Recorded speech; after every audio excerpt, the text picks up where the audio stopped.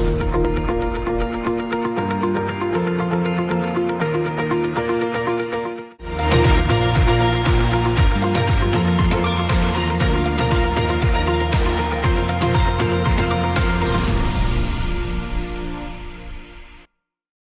and welcome to Bulletin Bytes, your podcast from the Bulletin box. I'm your host Tiwo. I bring you to a place where we bring people from different walks of life to talk about life. And today we have Mei Lin with us. Mei Lin is the Managing Director of DigiB APAC, which is the digital hub of a chemical distribution company. You're right, Tiwo. What got you to chemical distribution company, Mei Lin? Wow. You start off asking me about how did I get into chemical. That's really heavy. I went about knowing more about you on the internet and on LinkedIn. I don't know how to work LinkedIn, by the way. And I got to know that you studied accountancy. Mm-hmm. You're a CPA. Mm-hmm. So from there to a chemical distribution company, that's a big leap. It's been a journey. If I tell you how long I've been working, I guess you can guess my age. But I think I've been working for more than, maybe coming up to more than 20 years now. Obviously, I started young, wink, so you can't guess my age. Right. So yeah, I did start with accountancy. So it was, I come from a Chinese Malaysian family. And I think most of you would know in this era where, hey, you ask your parents, what can you be when you grow up? They only give you 4 choices. Right. Doctor, engineer, accountant, lawyer. Pick one of the 4. Okay. I know. As Asian kids, we weren't told that there was much more we can do with our lives. Yeah. No, the reason I brought in the chemical distribution company at the very onset of it, because first of all, you don't see women leaders in a traditional industry like chemical distribution. We don't see Asian women leaders in a chemical distribution company. So the reason I bring that up is that I'm sure there are different hurdles that you had to sort of cross. Let me not make it sound very difficult, but I'm sure it was. Different hurdles that you had to cross to reach where you are. And the reason we have you on this show, so that our viewers and our audiences who are listening can learn something from you, can learn something from your experiences. I hope so. And that's definitely one of my, I guess, objective of coming here to have a chat with you, to talk about my journey, if you like. So back to, I was kidding when I say, whoa, a heavy question. No, I was kidding. So how did I get into chemical industry? I didn't start off my career by saying that, I want to go into the finance or banking. I didn't start my career by saying, I want to go into the chemical industry. It was never those, right? Like I said, I started my journey being, an accountant. Right. So I went and worked for the very first job that I could get, to be honest. When I graduated, it was the financial crisis. And then came home, into Asia, and I was like, whoa, what can I do now? Grab the first job you can. And I was lucky. I have to thank my lucky stars that with the degree that I got, thank you, mother, I was able to get a proper accounting job. And so that got me started. But then along the way, I guess 6 months into the job, I was like, I'm not sure.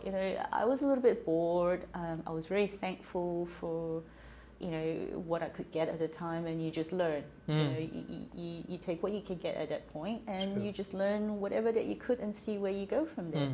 So I started searching, and I'll get to my point on how I got to my chemical industry, right? And so I said I wanted to travel. I didn't want to be just in Penang where I was. I love Penang food, by the way. Yes. People who are listening to us, you have to try Penang food. Oh my God. I'm sure they know. So I took Penang for granted as well, by the way. And now that I'm here, I'm like, whoa, everybody thinks that Penang is so fantastic. When I was there, I wanted to get out of it. You know what I mean? So it's kind of like, when you have it, you don't appreciate it. Right? Exactly. So I was in Penang, and I was like, I wanted to explore and understand the world more, and I could do more. So I started thinking, maybe I could go to the capital city, but what would I do? Because all I knew was accounting, finance, lawyer, doctor. Okay, now I'm in accounts. And I chanced upon a consultancy company who said to me that, hey, you got financing and accounting background. Why don't you come and help us implement an accounting software? I was like, there's such a thing? Okay. So from traditional accounting roles to an IT-enabled accounting role. Correct. Wow, okay. So it was something that I didn't know anything about, but it sounded cool. And funnily enough, the lady who interviewed me, it was the first time I actually met a lady boss, right? So she's been a driving force in how it shaped my career as well. I still remember her to today, as in how she was a dragon lady. And, some of the values that I have is, to a large degree thanks to her, because she drove that into me. Right. And that brings me to this idea of this talk. When this was introduced to me and we discussed this with our team, is that the whole idea of values and instilling values in us. Why is that important, and how is that how it plays a very crucial role in the way we make an impact in our careers, in our lives, in our societies? Why is values important? Because it will anchor you in whatever decisions in life that you make. Your values change over the course of your life. Yeah. Your values firstly are instilled by your parents when you're younger. It doesn't mean that you continue to adhere to their values as you grow, as you learn about yourselves, as you learn more about who you are and what is important to you, it grows. But what I found personally is that those values were the ones that actually grounds me whenever I need to make a decision. Right or wrong, if you don't have those values or principles, you go like, where do I go? Because there is no right or wrong, answer in many instances. Take for instance, when I jumped from my accounting to, going to a consultancy career, right? I had to make a decision. Then you had to ask yourself what's more important to you. So I had to leave home. Now, if you have a value system of which family is so important to you and you want to be close to your family, you wouldn't do what you did. True. What I did. Right. For me, travel and experiencing the world as a value at that point, Right. it's a very, I guess, superficial value at that point, right? It's not as deep, but it's still something that I As a 20-something-year-old, we don't realize how great that value is. Correct. Right. It's only in hindsight that we see. I mean, in hindsight, that to me was actually a small value. I mean, there's lots of many other value systems which are a lot more in depth. When you talk about the trust value system, when you talk about the respect value system, hey, that's so much more, I guess, in depth and more powerful than, hey, I want to travel, I'll be with my family. That's how, I guess the paradigm that I'm trying to draw in between. But it's okay, because when you're 20-something, it doesn't mean that you have to have very deep-seated values. Right. For me, it was very superficial. Hey, family or travel? I'm selfish, so I want to travel, right? So, but what is right or wrong? It depends. Right. So it goes back to your question as to why it's important to have your value system at that point. But as a 20-something-year-old, even superficial or not, for somebody to sort of have values and sort of know that there is value in something as travel, did it come naturally to you, or did it sort of come through introspection? Did you read about it? Did you grow up in an environment that sort of gave people enough voice within themselves? Was that the reason why you chose to do what you chose? I count myself one of, I guess, the lucky ones in the world, right? Where my family was never perfect, but I'm very, very thankful for what my mum, as another force of life, I guess, for me, for who she is and what she instilled rightly or wrongly into us. And one of the things that drove me to want to, and even be able to explore, is because at the age of 17, for those of you guys who are Malaysian, after your SPM, you kind of have a few directions. Do you want to go into, I think it's STPM, I can't remember now, Form 6, or, do you go into matriculation, or if you're one of those lucky few, again, you go overseas to study. Right. My mom gave her daughters, which was very important to her, the opportunity to go overseas to study, because she felt that we had to see the world. The world is going to teach us what she can't, and what Penang couldn't, and what Malaysia couldn't, right? So it was that foresight that she had, and from there, hey, I got kicked out of, in a nice way. My mom kicked us out in a nice way, from home, right? And she was like, go fend for yourself, right? That's beautiful. I'm going to plonk you over there and you go wash up yourself, you do your own laundry, you cook for yourself, and then at the same time you have to study and deliver the results. That's great. It was a complete shock. Back to your question, how did it get to, I had those values? Because my mum started me on that journey. Right, I think, like you're saying, that she gave you that knowledge that going out of your mold, going out of your nest, going out of the support system that you had in Penang back home was important. And I think that is the value that she gave you. Exactly. Going out of your mold. Yeah. So again, I go back to being very lucky to have a mum who has, in 20, 30 years ago, it was very far-sighted. Very, very, oh my God, yes. In Malaysia. Right. A very traditional society, just like ours in India, where women, I didn't want to sort of bring in, you as a leader, I didn't want to call you a woman leader, but you are a woman, and that, I'm sure that plays a huge part in the way you lead your team, you lead your company. But women in general, in traditional societies, as Asian societies, all we want to do is protect them and put them in a box and not let them go out of our sight. Because we think we are doing them a huge favor by protecting them and keeping under our constant sight and gaze. Yep. Oh man, you were very lucky. I am. Big round of applause to your mom. Yes, she doesn't often hear this from me because I fight with her a lot. But if she ever were to hear this, this podcast must go to her. I do appreciate everything that she's done, even though I fight with her. And then I guess society in general, for the contributions that I can make to society these days, is largely thanks to her, right? Thanks to her, sorry. Where did my English go to? In many ways, DigiB, who I work for, has a lot to thank my mother for who I am and how I'm contributing to them, right? So in that sense. So, females and women in families play a huge role in... Right. So I will take a little a leaf from that and move to the next value of. So one we discuss, of course, is to sort of understand the importance of going out of your mold, going out of the support system that you have, and fend for yourself. The second value that I see when now I'm getting to know you better is embracing your womanhood.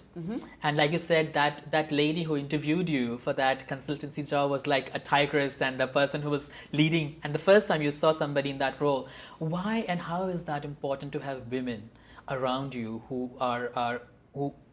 sort of employ such strategic roles in industries and companies?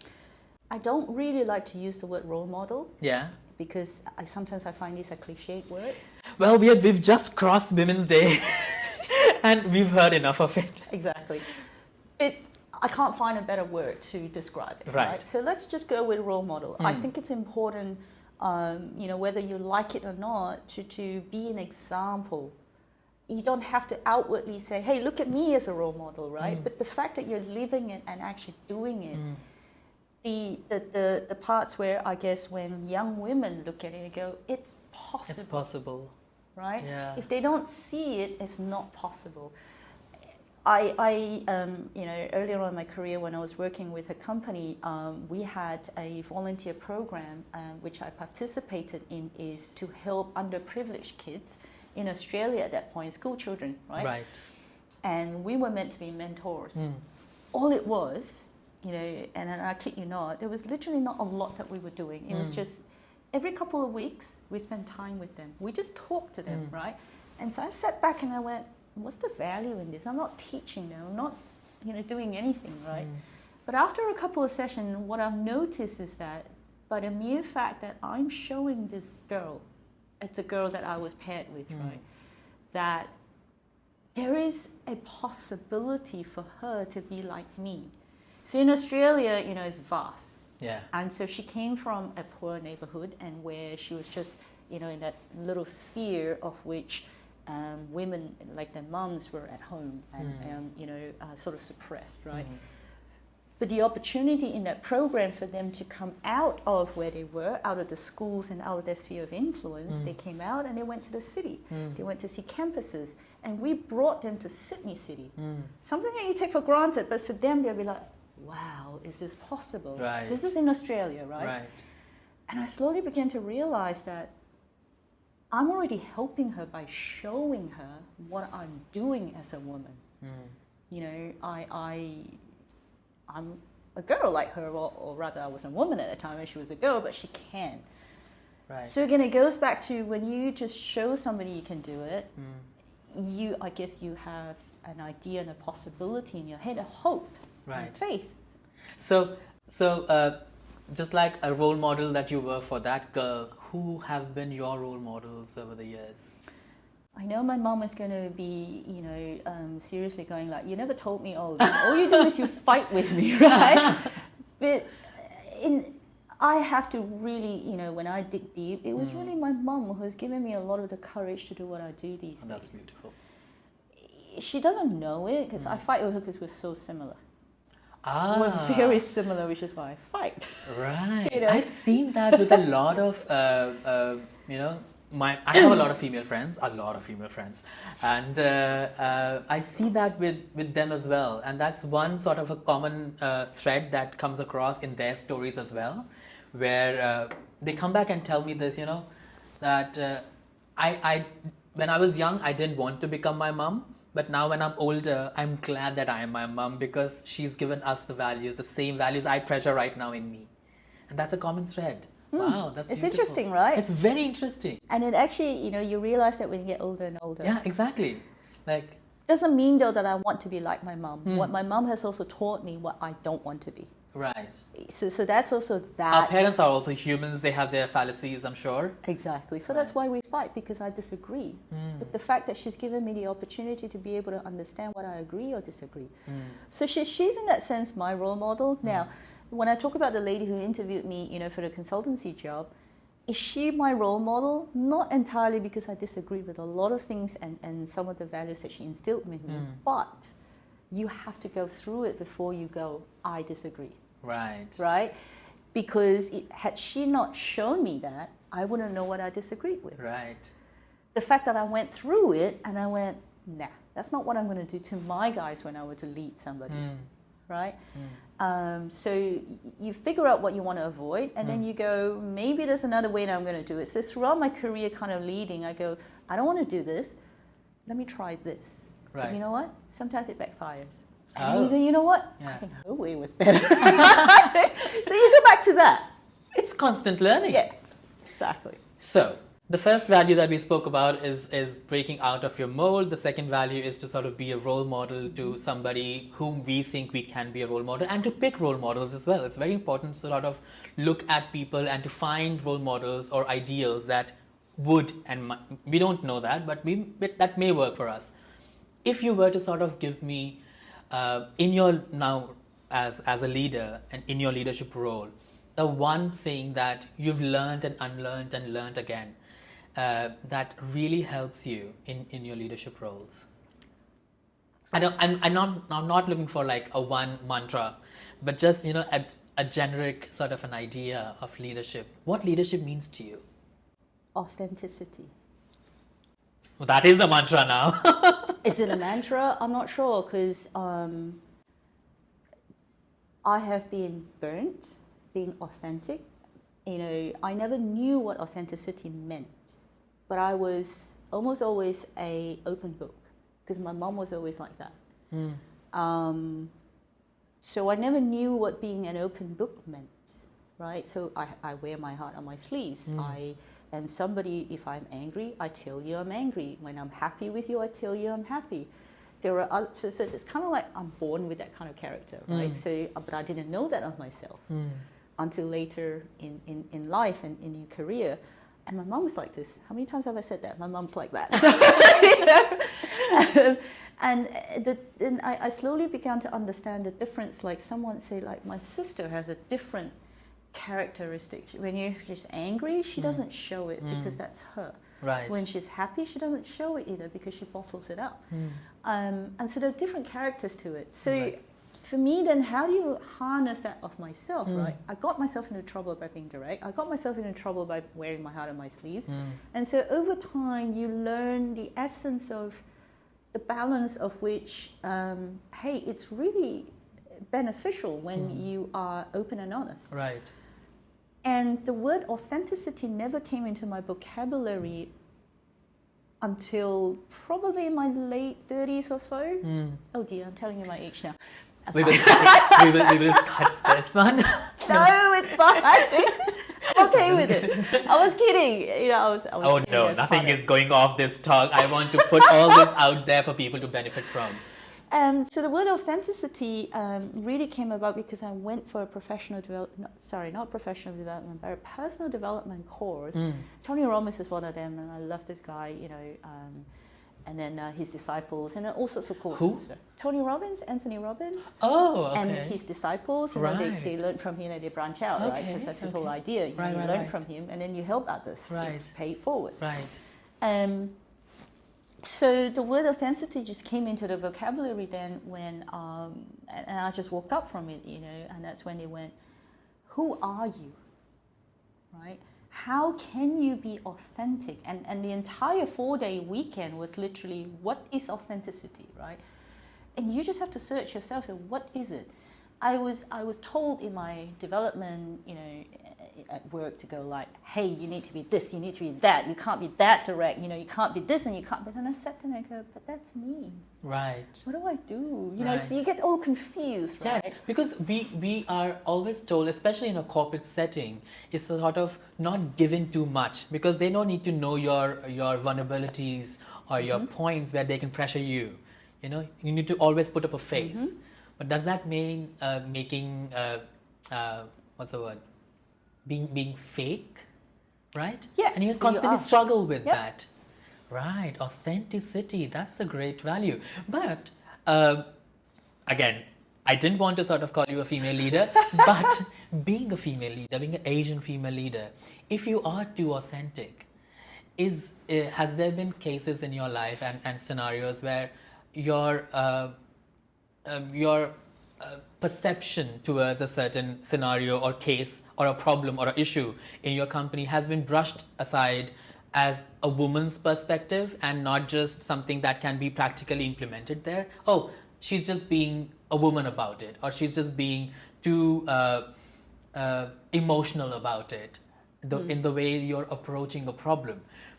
The reason I ask you this is in many leadership roles, we see the way men approach a problem statement and how a woman approaches a problem statement are different. And that difference, of course, comes from their backgrounds and their experiences. But a lot of it comes from a woman's perspective. And for the largest part of human civilization, a woman's perspective was totally brushed aside, calling it emotional or calling it not very practical. So when you are being authentic at work, when you are being authentic as a leader, has there been a scenario where, has there been cases where your perspective was brushed aside as saying, that's too emotional response to it? There are many very layers and different ways of which I can answer that question, right? But the first thing that comes to mind when somebody were to ask me this, like, you know, was your opinion disregarded because you're a female? That's just as simple as that, As simple as that. And my answer, you know, in some ways is I don't let it to begin with. Right. Right. They may have that in their heads, but the fact that I don't play. Because I walk in and I go, my opinion is my opinion. It doesn't matter whether I am female or male or blue or green or red. It's my opinion. Now, if they then choose to reciprocate and say to me, oh, you're just being a female, I brush that aside because it doesn't matter whether I'm a female or a male. I just go back to the issue on hand and I go, how do we resolve this? So you don't let that sort of define that moment, let that pass away and still go back to, wow. So to an extent then, a lot of people ask me how I have felt being a woman leader and I get a little bit stumped. I've been asked this question a few times and I sat there and I went, I'm not sure how to answer it because I never felt that. And then slowly I began to realize it's because how I have actually exuded that kind of, I'm not saying it's power, but that energy, I guess. It's that I never allowed it to be an issue. Right. I never went in to say that, you know, or even entertained it in my head that my opinion doesn't count because I'm a female, or that when I go in and say about something, it comes from a female's perspective. I never even allow it to go into my vocabulary. And from that aspect, because I don't allow it, I don't allow any other thing to come in my sphere of my influence. So to me, it's almost like, what are you guys talking about? Right, because when you see yourself in that boardroom, if I may say, that you are just a member of the board, not a female member of the board. Exactly. But it's a tricky thing, because as a role model, as you are, you are a female, you are a woman, and when young girls look up to you, they see an Asian woman leading, a big corporation and all of that. So for you, probably it doesn't matter that you're a woman, an Asian woman, in this cutthroat world of corporate and chemical distribution. Again, I go back to that. Yeah, we'll come back to that. Because it sounds very male dominated. Yeah. As even to me, who comes from a very patriarchal society in India, even to me it sounds very, very male dominated thing. So even if you don't see yourself as a woman leader, people who are looking from the outside and trying to learn and trying to sort of gauge as to what defines this leadership style, your female and your feminine side does sort of play a huge part in the way you handle situations. You embrace it as well.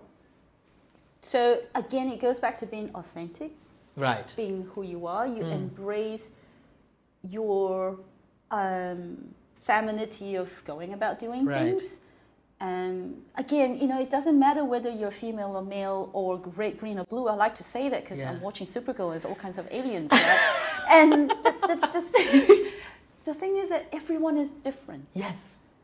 But then how does we know that we are different? Okay, to sort of put everything together, we've spoken about putting ourselves in situations which are different than ours. We spoke about knowing our values, being authentic. How do I know how to be authentic? How do I know what makes me me? How do I go in a meeting room or a boardroom and project that I know this is coming from, this is my opinion, but what is me? What is my opinion? How does one know yourself? It takes, I guess, being very self-aware. It doesn't come overnight. If you're one of those who are really lucky, and I've had friends who are very sure of themselves, ever since they were 15, 16, and 17, and they have no teenage issues at all, right? I mean, my perspective. I'm sure they have, right? I think I am becoming a teenage rebel at 33. I kid you not. I am making decisions that I should have made when I was 17. So coming back to being self-aware, what I see is the journey that you've undertaken over the last few years, being a leader, a woman leader, an Asian woman leader, and you own that. You've embraced that. Your femininity, your Asianness, your accounting, and all of that. So that self-awareness, how that came about in your life, and how that self-awareness came about in your life, that I need to own that up, because we struggle with that all our lives. We struggle with that. We spoke a little bit about I forgot how to speak English. Authenticity earlier, and it is difficult for us to be authentic in a corporate setting, and that again, that tussle. How much emotions do I wear on my sleeve, and how much do I show, and so on and so forth. So how does that sort of come about in your life? I'm not sure if I spoke about it in the previous question you asked me, and I beg your pardon and the audience if I'm repeating myself, but I'm just putting myself back into how did I go through this journey. I made a lot of mistakes, right? That meant I antagonized a lot of people along the way. I have lost friends, I have lost colleagues, colleagues whom I think back today and I went, had I actually done it differently and treated them differently and spoke to them differently, they would still be my friends. So I learned through many, many, many mistakes. And a lot of times, I guess, I had to also learn to forgive myself for the mistakes that I've made in order to become who I am today. Right. And owning up to that mistake is another form of being self-aware. Every single day I question myself as in like, geez, did I do that right? Right. So it's a constant thing that you So learn. forgiveness is also very important, not just others, to yourself as well. And we go back to, you know, that value system itself, right? So you anchor yourself back into, okay, what was it that you value as a person, right? If you value authenticity and you ask yourself what part of the authenticity that, you know, you gone, hey, I've gone astray from what it is, or that did I antagonize that person and make that person angry, you know, sort of innocently, and so therefore what do you want to do about this? Right. So I constantly go back and into, you know, my entire 20 years career, and so and like I said, the mistakes that you make are the ones that's just going to carry you and help you build and strengthen you further and further. Because unless you make mistakes, and the reason if we do make mistakes, it's only because you've chosen to sort of step out of your comfort zone. That is the first value system that your mother gave you. So I think it's all like a circle to it. If you want to go back to, you know, how I got into also in the chemical industry and why I'm doing what I'm doing, and also, you know, the whole being female in a digital and a chemical industry, or even any male-dominated industry. Right. It was a very difficult position when I first started. Nothing was, you know, told of me of what was needed to be done, and it was something new in a very old traditional chemical distribution company. Had I not learned what I've learned, I would be very fearful. So fear is another one that you have to overcome. Right. It's very hard. One of the things I said to myself is that if I'm going to do well in this role, I'm going to have to figure out a way of which, easier said than done, by the way, figure out a way of which I cannot worry so much about whether I'm going to have this job or not. To do what I want to do with this company, you have to be so fearless that you do what is right and not what helps you in moving in that career in that company. It's really, really hard. So, but then for our audiences, and the reason I ask you this, I want you to break it down in more practical terms, because anybody who's currently listening to you or watching you, they want to understand, because the reason they are listening to you is to understand how to achieve a career goal, you know, the whole idea of achieving something, right? But if I go about being fearless and doing what I think, which may be right, but I think maybe, but it may not lead to a career goal where I want to reach. How important is that vision?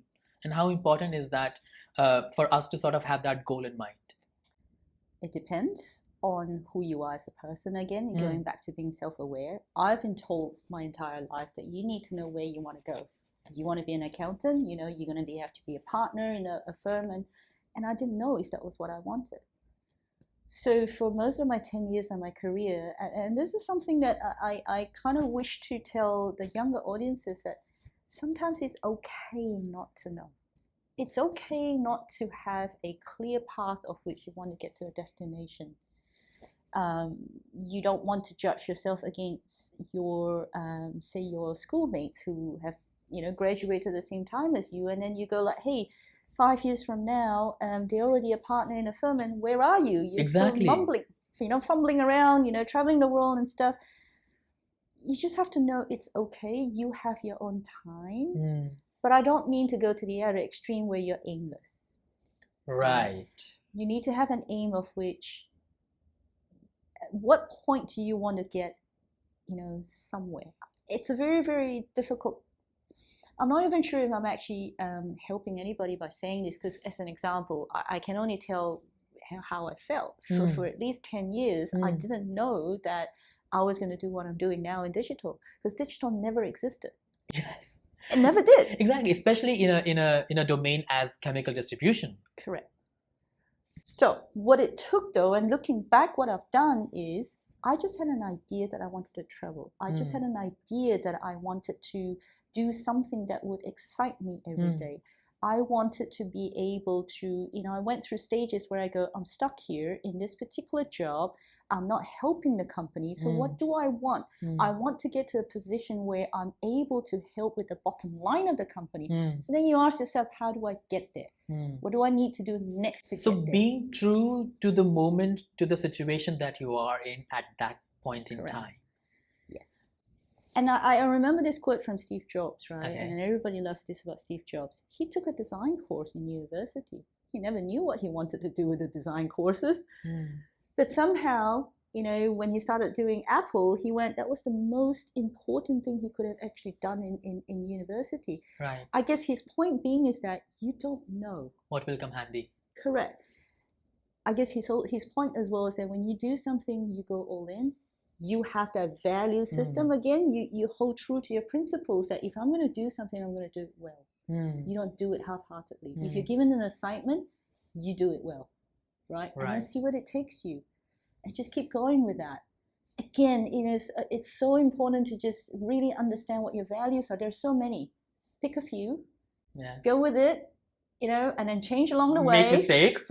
Make mistakes. You know, for me, it was I want to be by myself. And what is myself, right? Being direct. What does that mean to be direct? How do I kind of, you know, mold it around that I can be direct but yet not antagonistic? I you know, I see all these quotes on social media by these 15-year-olds. They go about, I am rude, I don't care, you know, I am honest. And I read this and I feel, you don't know what being honest is. I mean, being rude or being antagonist, as you said, is not being honest. It may or may not be, but the idea of being honest is to be true to the situation that you are in and say the things that will propel it to something else. You know? If I read that quote, I would nicely say, how about a value system of being respectful, right? So if you round being direct and being respectful, do you think you'll be rude? You won't be, because you respect the other person's opinion, and when you want to tell the other person how direct you are, you're being respectful. Right. Now, if the other person turns around and say that, hey, you're being rude, and I go, well, Mr. or Mrs., I was trying to be respectful. It is my opinion. I do have, you know, my opinion, and I wish to tell you what my opinion is. If you're telling me that I'm not being respectful, help me understand how I can turn this around so that I can make you feel more respectful to listen to my opinion. Right. You don't have to be rude. Exactly. Right? Nobody wants to be rude. I know. You should also ask yourself, do you want the other person to be rude to you? Right. Right? Right. I think it's all about getting, like you've said it, I think we've said that word 1,500 times during the whole talk, getting the right value system. Pick a few values that speaks to you and then go about living them. Even if you say that your value system is to be rude, right? Yeah. Go live your life being rude. See where it takes you. Right. Then you go back, you know, maybe 180 degrees back to and you go, ooh, I shouldn't be rude now, right? It's all about making the mistakes and like me, as I said, I was very rude when I was at 15. And then after a while, you kind of go like, where is it taking you? So you go back then to being very self-aware. Again, coming back to being self-aware. Oh my God, it's all connected, yeah? It is. It's very complex. It's very complex. And all I hope to do with just me talking is that there's plenty of people who are going to come back and say, well, you know, it's easy for you to say that and that. And I said, sure. All I'm trying to, you know, kind of share is just how I've gotten through my way, going through life, which is full of surprises and challenges every part of the way. And that is exactly why you are here today talking to us about this. And thank you so, so much, Mei Lin, for this. Because we need more people like you in the world who are role models, who are showing everybody a way forward that, you know, life doesn't have to be A, B, and C. Life can be X, Y, Z and A, B, and C. And you can go back and forth, make mistakes and learn from your mistakes and learn from your moments and create a life that you can be a little proud of at wherever you are right now. That's amazing. I'm still learning. Every single day I'm still learning. Really? I still learn from the youngsters. And it's like someone tells me about TikTok, I'll be like, what? What do you do with TikTok? You know, you constantly have to learn. And the key thing for me and for anybody who's listening is that just really be self-aware and be curious. And one line of quotes sometimes from books can help you, but you need to round it off with other quotes that comes around it to truly make it into a meaning. You can't just quote somebody to say, be who you are, so you say, I want to be rude, as an example. Right. How about you then round it off with somebody who says that you need to respect your elders? Right. Round it off, and how do you then combine that self-respect or that respect and that rudeness together, and how do you blend it to become something that is yours? it's a I journey. can listen to you for much more. I hope so. No, seriously, it's been very insightful. Thank you so much for sharing all your words with us, and I hope you can come back to our show. I hope so. Yeah, definitely. And thank you guys for joining us for this week's talk with Mei Lin about what it takes to be self-aware. It's not a one-day's job. It takes a lifetime. Every single day. Right. Every single day. Enjoy it though. Yes.